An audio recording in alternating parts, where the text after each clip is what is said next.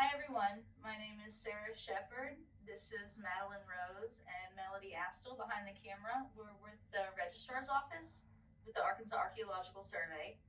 For the last year or so, we've been working to create a digital archive of the collections of the artifacts in our collections.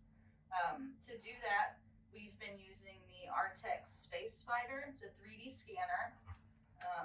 It's about the size and weight of a regular iron.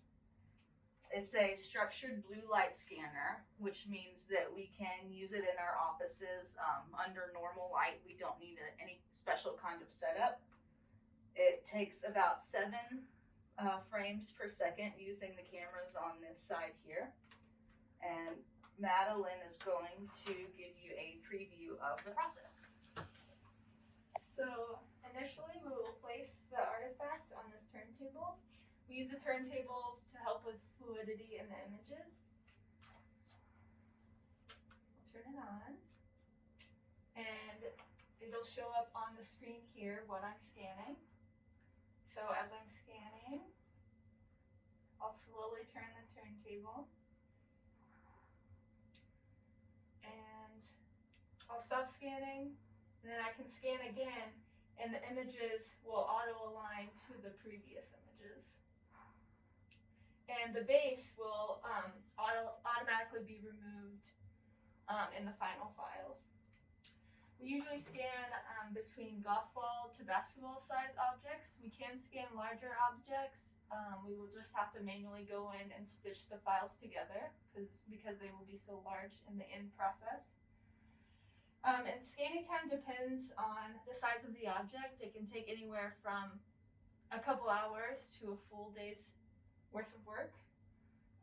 Today we're scanning a ceramic pot, but we've also scanned historic glass objects, metal objects, faunal objects, and we can scan a variety of artifacts. After we finish our scanning, we can go in and clean up the images on the computer and create texture for the artifacts. And then with that file, we can use it for a variety of different purposes, which Sarah will now talk about. So when we're done, the file gets exported out of this software. It's Artex Studio. It's proprietary with the scanner. So like Madelyn said, things, background objects can get filtered out, bases can be removed, holes can be filled, anything like that. And then we export the file, a compacted file, because this can take some large files that kind of get condensed into one, and it can be used for researchers,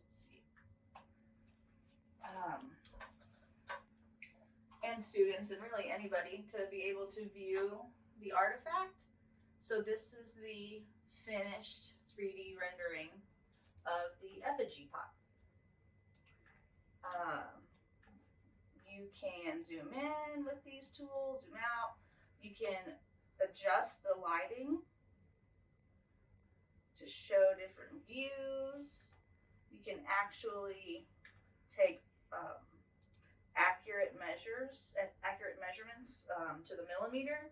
So, I mean, it really is easy for researchers to use. And then you can also remove the texture. So you could see things on the vessels that might not be visible with the actual texture on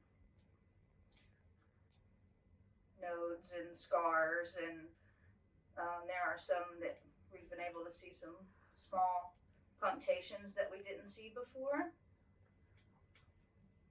So it really just gives you, endless possibilities to be able to take the tangible artifact here and share it with people who might not be able to make a visit, or especially right now, you're not really able to travel around. So it just makes our artifacts and collections available to a wider audience than they might not be originally.